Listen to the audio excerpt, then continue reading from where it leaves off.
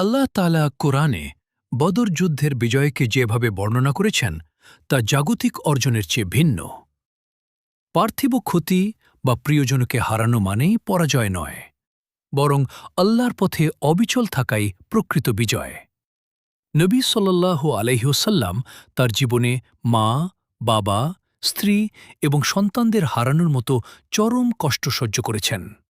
তিনি হাসিমুখে দিন পার করতেন এবং একান্তে আল্লাহর সামনে কেঁদেছেন। এই কষ্টের মধ্যেও তার ধৈর্য আমাদের শেখায় কিভাবে বিপদেও আল্লাহর ওপর ভরসা রাখতে হয়। বদর যুদ্ধে মাত্র ৩০০ জন সাহাবী হাজারের অধিক কাফের বাহিনীর মোকাবিলা করেছিলেন। এটি প্রমাণ করে যে সংখ্যা বা অস্ত্র বড় নয়, বরং আল্লাহর সাহায্যই চূড়ান্ত বিজয় নিশ্চিত করে। ফলাফল যাই হোক, লক্ষ্যে অটল থেকে মৃত্যুবরণ করাই একজন মুমিনের জীবনের সার্থকতা।